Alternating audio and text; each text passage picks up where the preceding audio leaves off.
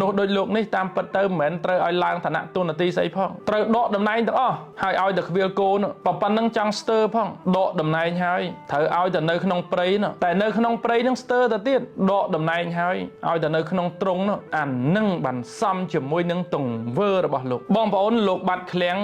នៅសល់ពេលវេលាតែ2ថ្ងៃទេក្នុងនាមជាមេបញ្ជាការកងទ័ពភូមិភាគ2ថ្ងៃនេះថ្ងៃទី29ខែកញ្ញាឆ្នាំ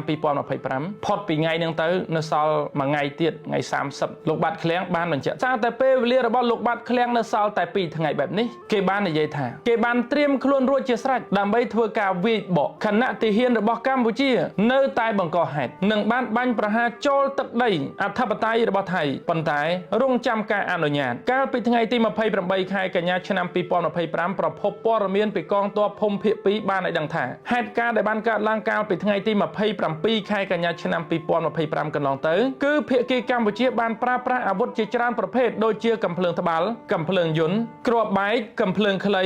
និងកាំភ្លើងមិនស្គាល់អត្តសញ្ញាណបានបាញ់រះចូលមកក្នុងតំបន់អធិបតេយ្យភាពរបស់ថៃពោលគឺនៅតំបន់ឆុងបុកនិងច្រកអានសេះក្នុងស្រុកណាំយឺនខេត្តឧបលរដ្ឋឆាធានីនៅថ្ងៃនេះលោកបាត់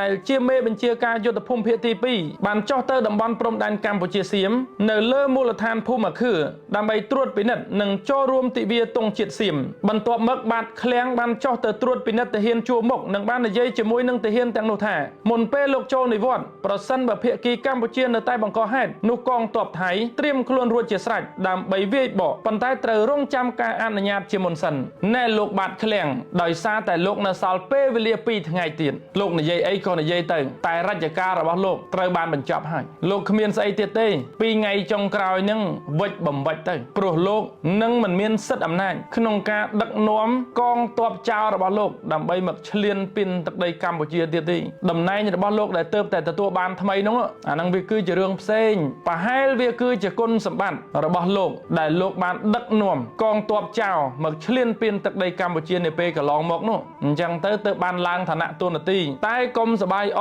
ឡើងដល់ឋានៈអីក៏ដោយតម្លៃរបស់លោកវាមិនស្មើនៅប្រាសាទព្រះវិហារប្រាសាទតាក្របី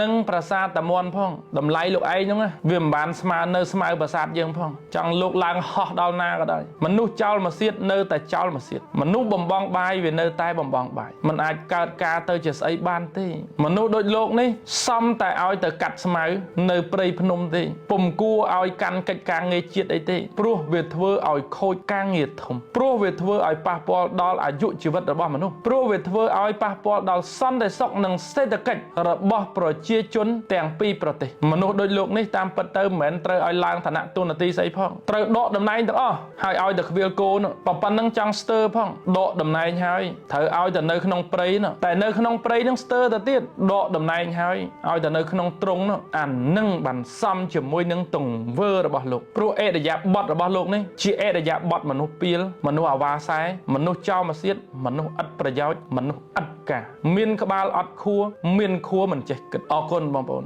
ជម្រាបលា